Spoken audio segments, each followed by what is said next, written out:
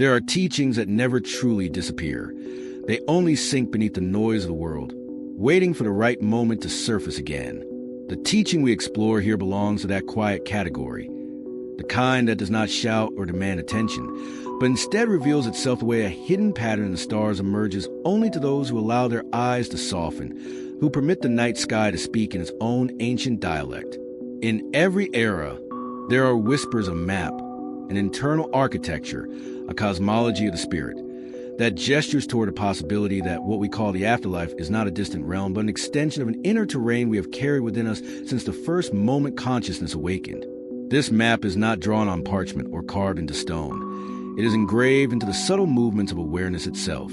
And yet, somewhere along the arc of human history, we stopped listening. We became enchanted by surfaces, by appearances, by the measurable and the quantifiable. We became so preoccupied with the visible that the invisible felt like an inconvenience rather than the original source of meaning. To speak of the afterlife in an age of relentless distraction may seem impractical, even naive, but perhaps no moment has ever been more urgent. Humans have always asked what happens when the breath leaves the body, but beneath that question lies a deeper one. What is the nature of the one who breathes in the first place? What dimension of ourselves continues when the visible dissolves? And why have so many cultures, separated by geography and time, described the journey after death as if they were tracing similar pathways through the same invisible landscape? This forgotten teaching does not offer dogma or certainty, but rather a way of seeing, a lens through which the boundary between life and afterlife becomes porous, revealing a continuity that challenges the usual assumptions about endings and beginnings. In many esoteric traditions, the afterlife is not a destination, but a state of clarity, a sudden widening of perception in which everything we ignored or misunderstood comes into focus. It is said by some that the afterlife is not a place we go to, but a realm we are already touching in every moment of deep presence, dreamlike awareness, or profound emotion. These glimpses are small echoes of the greater landscape. Yet modern life has conditioned us to dismiss such moments as accidents of the mind, tricks of the brain that should be quickly brushed aside, so we can return to what is useful.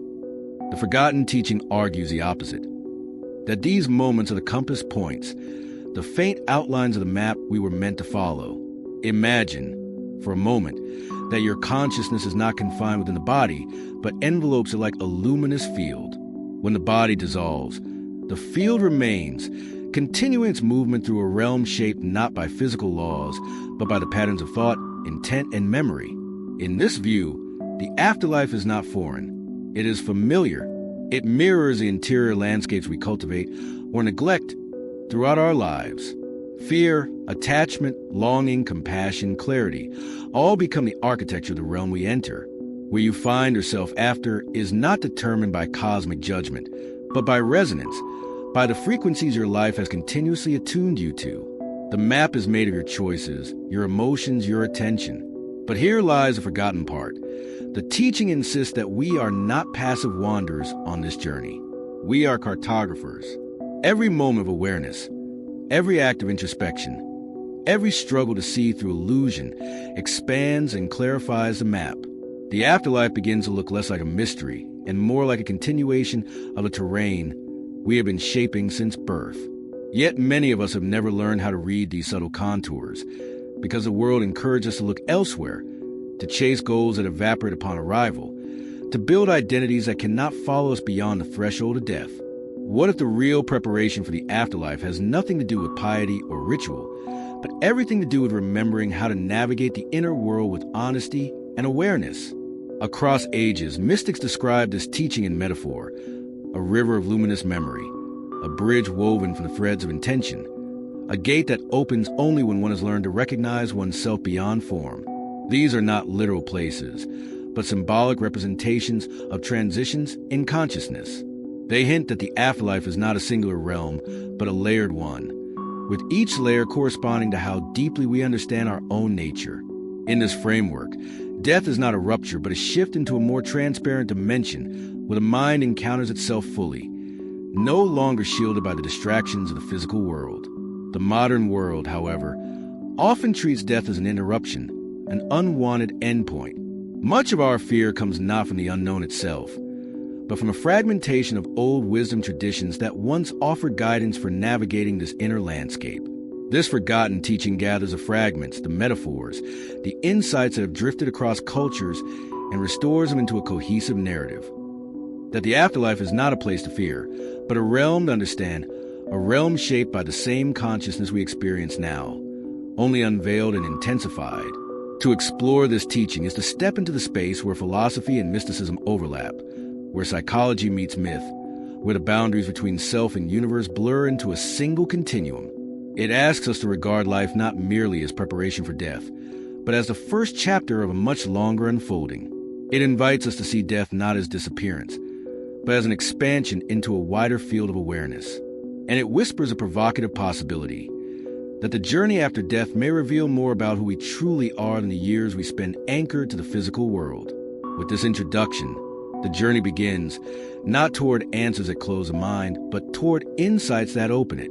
The forgotten teaching is not a doctrine, but a doorway, and to step through is to enter a terrain that feels both ancient and intimately personal. To unfold the core themes of this forgotten teaching is to venture into the subtle architecture of consciousness, where ideas do not stand as isolated pillars, but flow into one another like tributaries feeding a single great river. The teaching suggests that the afterlife is not a detached plane, but a natural continuation of a landscape we begin shaping from the moment awareness first flickers within us. It is a terrain defined not by geography, but by qualities of perception, states of mind, and the patterns we repeatedly reinforce. Though many traditions speak of heavens, hells, bridges, rivers, and gates, beneath their varied imagery lies the same essential insight. Consciousness is a true cartographer of the afterlife, and the world beyond physical form mirrors the inner configurations of the one who travels through it. One of the central ideas is that life and afterlife are not separate domains, but two expressions of the same underlying continuum. The physical world acts as a dense training ground, a realm where thought takes longer to crystallize and intention requires repeated effort to shape reality.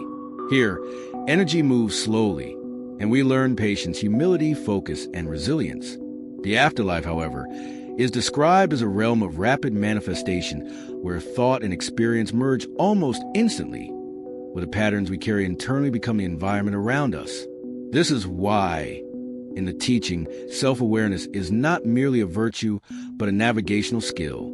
Those who understand the movements of their minds and life are said to traverse the afterlife with clarity, while those who flee from themselves or drown in denial may encounter landscapes shaped by their own unexamined fears.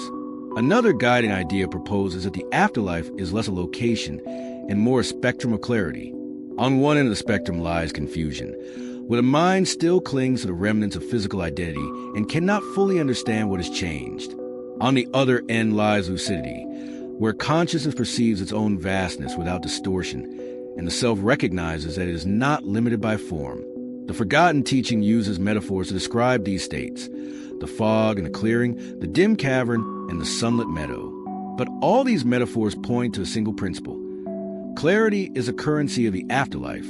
Those who cultivate awareness, compassion, and presence in life carry these qualities as luminous threads that guide them across the threshold into a more transparent dimension. Closely tied to this is the theme of resonance, one of the most important keys in the entire framework. Resonance implies that the afterlife responds to the vibrational quality of one's consciousness, drawing the individual toward experiences, realms, or beings that match their inner frequency. This is not moral judgment in the traditional sense, but rather a natural consequence of attracting like.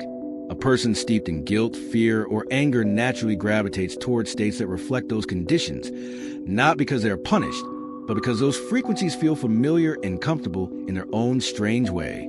Conversely, a person who nurtures clarity, equanimity, and compassion in life may find themselves moving through luminous realms of insight, where growth continues with greater fluidity. Resonance, in this teaching, is a universal law that governs where consciousness travels next. Another essential theme is memory, not memory in the mundane sense, but the deeper memory of one's true nature, the memory of being more than a temporary identity. According to the teaching, one of the first experiences after physical death is a surge of recognition, a realization that much of what we thought defined us was merely a costume worn for a specific lifetime. This is not always a gentle unveiling. Some feel immense relief, as though stepping out of a cramped room into open air, while others feel disoriented, as if watching a cherished dream dissolve in their hands.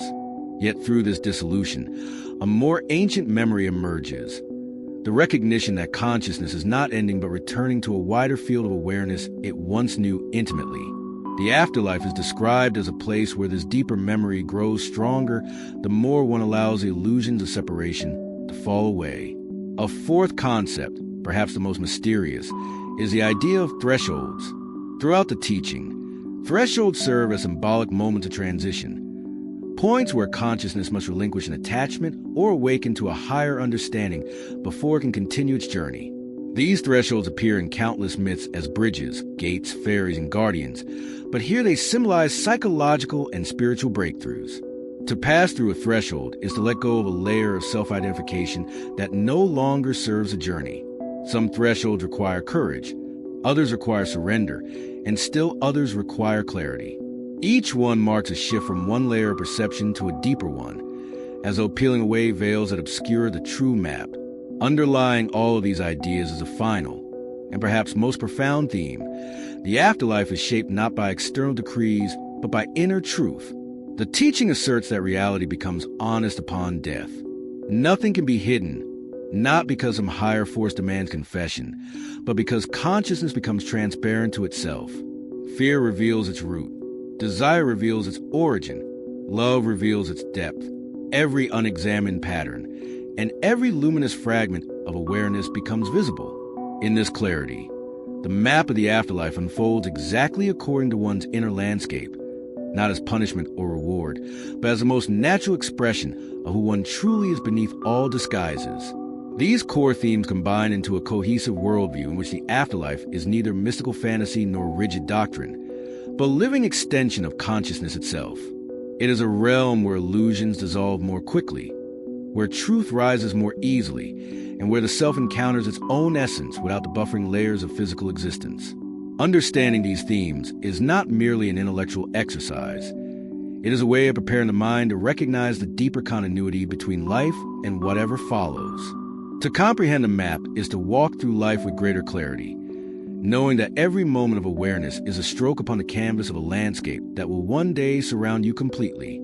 To express a forgotten teaching through symbolic narratives is to speak in the oldest language known to human heart, the language of stories.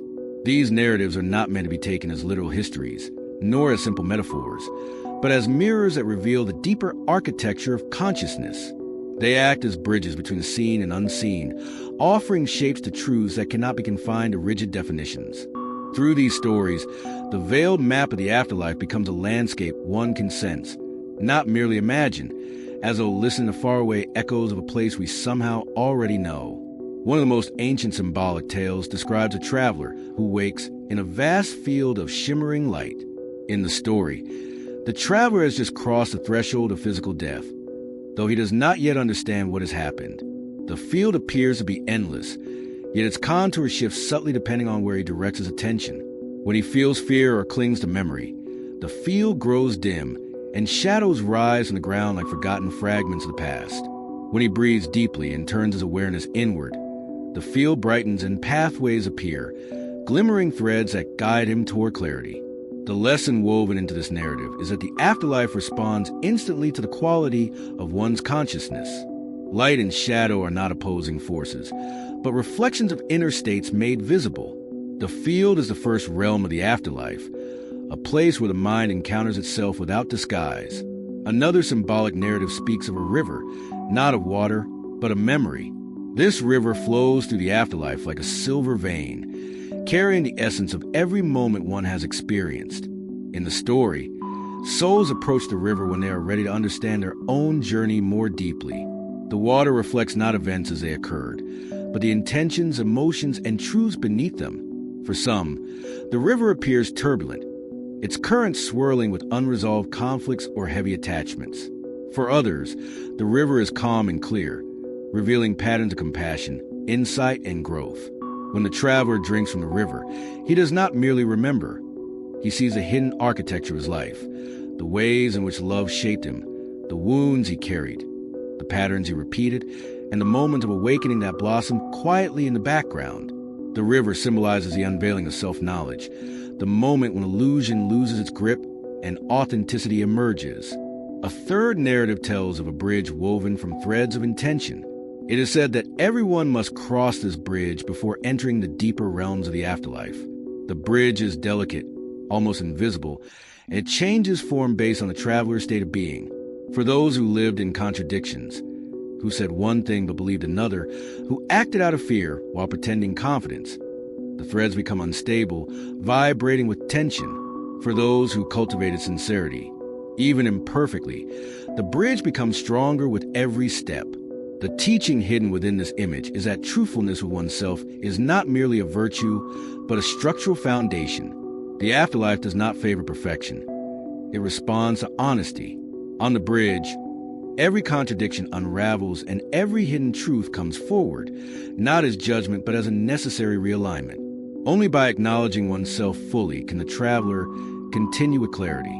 Another symbolic tale introduces a figure, the gatekeeper, though not in the traditional sense of guardian who accepts or rejects. In this teaching, the gatekeeper is one's own higher awareness, the part of consciousness that sees through all layers of illusion.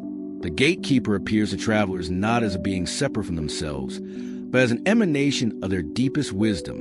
In the narrative, the traveler arrives before a great gate made of shifting light. The gatekeeper stands beside it, silent and calm. The traveler is not asked to prove worthiness, but to answer a single question. Do you know who you are beyond your story? Those who answer instinctively from fear or identity find the gate temporarily closed, not out of punishment, but because they are not yet aligned with their deeper truth. Those who pause, who look inward, who sense the presence of something timeless within themselves, find the gate opening without resistance. The gatekeeper symbolizes a threshold between personality and essence, between conditioned self and the expansive consciousness that survives death. One of the most profound symbolic narratives revolves around a great tree of echoes. This tree exists in a realm where souls rest after passing through the early stages of the afterlife. Each leaf on the tree contains the echo of an experience, a lesson, or a connection from the traveler's life. Some leaves shimmer brightly because their lessons were fully integrated, while others remain dim because the understanding was incomplete. Travelers sit beneath this tree to contemplate, and as they reflect, leaves fall from the branches and dissolve into light. In this way, the tree becomes a symbol of integration, the moment when all the fragments of one lifetime are woven into a unified whole. It is said that when the last unresolved echo transforms into understanding, the traveler rises from beneath the tree and continues their journey into realms where growth occurs and even higher octave. These narratives, though ancient and symbolic, point toward the same timeless truth. The afterlife is not governed by external forces, but by the inherent structure of consciousness. The field of light, the river of memory, the bridge of intention, the gatekeeper, and the tree of echoes are not literal locations, but archetypal expressions of how the soul encounters itself when stripped of illusion. They serve as guides for understanding the invisible map, reminding us that the afterlife mirrors the inner landscape we cultivate in life. The story suggests that clarity becomes terrain, intention becomes pathway, memory becomes teacher, truth becomes threshold, and integration becomes a key to further realms of existence. In exploring these symbolic narratives, we move closer to understanding what the forgotten teaching truly reveals, that the journey after death is not a departure from self, but an encounter with the deepest dimensions of selfhood, an encounter made visible, immediate, and inescapable. And in that encounter lies the possibility of liberation, growth, and profound awakening. To bring these vast symbolic truths into the rhythm of daily life is to bridge two worlds that many people assume are separate, but are, in fact, intertwined like breath and heartbeat. The forgotten teaching does not exist solely to prepare one for death. It exists to illuminate the way one walks through life. Its relevance is not confined to the final threshold. It spills into every thought, every intention, every moment when a person pauses long enough to feel the subtle architecture of awareness beneath their actions. What happens after the last exhale is deeply shaped by what happens during the countless breaths before it. Thus, understanding the afterlife becomes, paradoxically, one of the most practical undertakings available to a living being. The first implication is the rediscovery of inner authorship. In a world that constantly pulls attention outward, People often forget that their inner landscape is not a passive consequence of experience, but an active creation.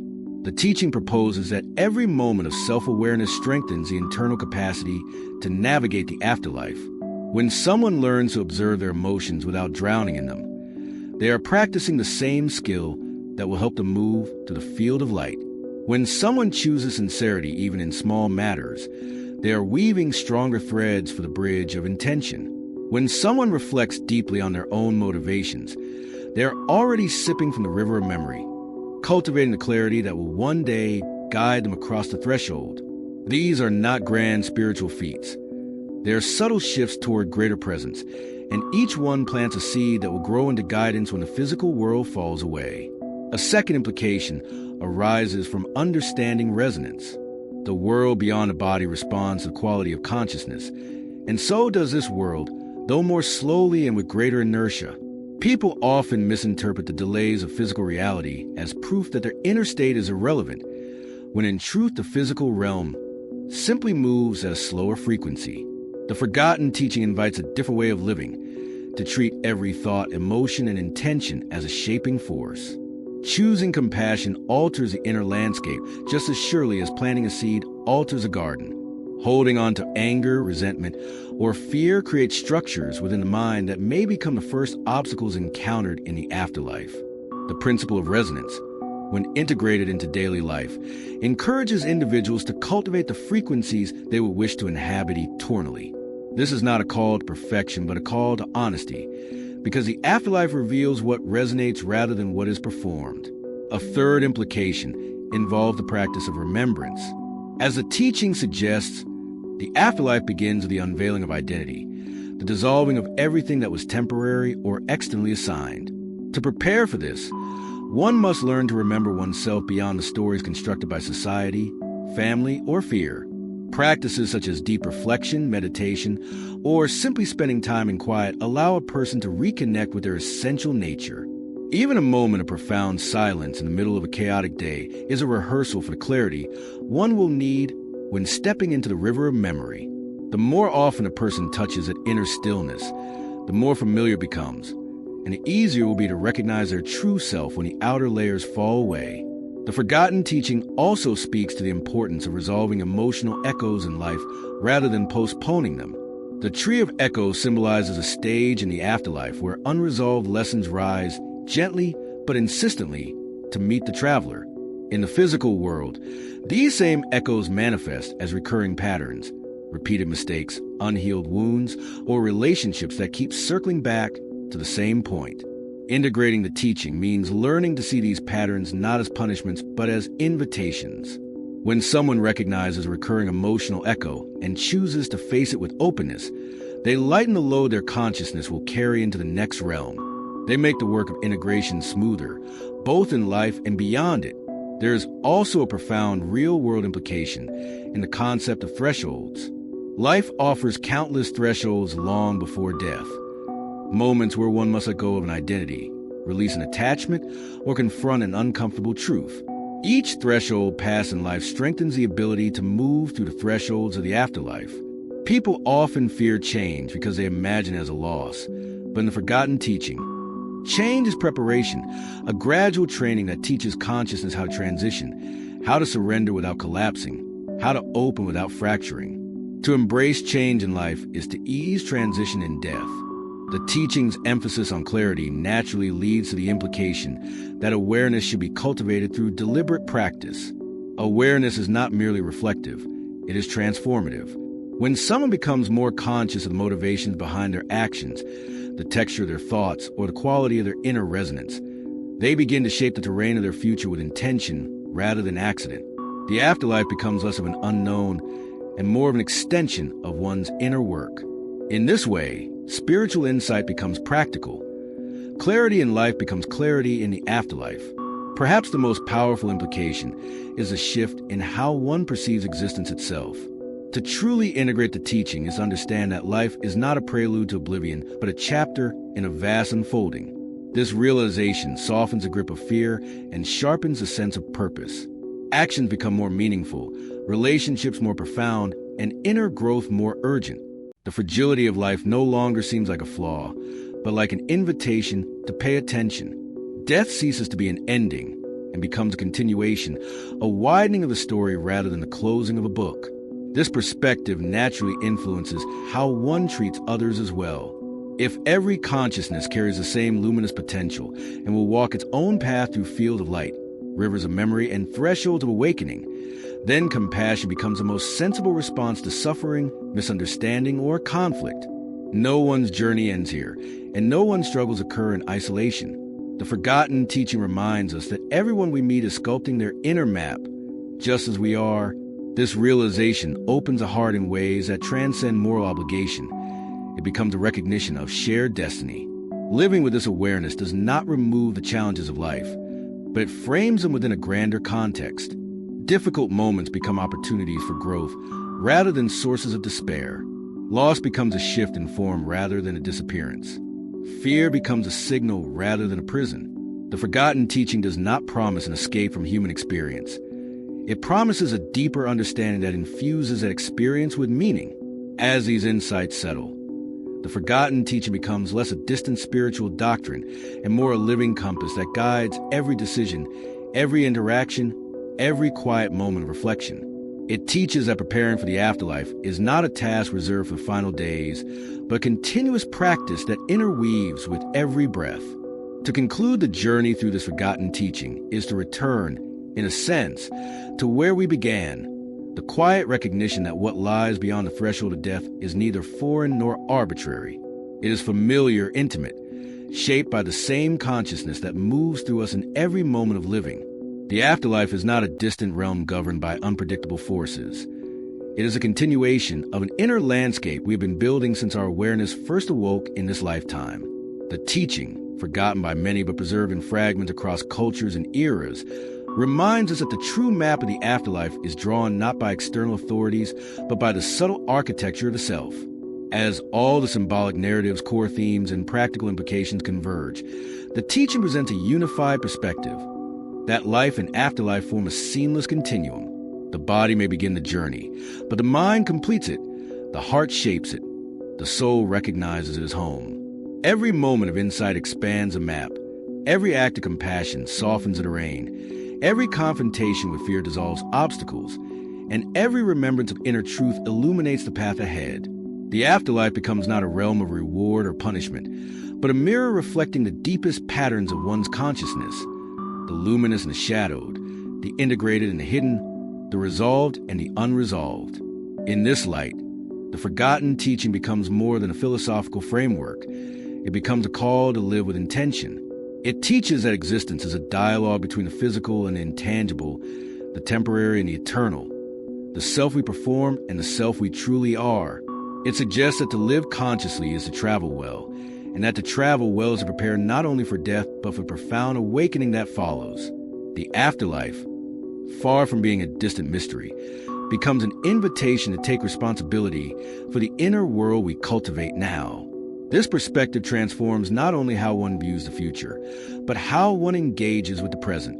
Life becomes richer, not because it is guaranteed to be easier, but because it is understood within a grander frame. Even suffering takes on new significance.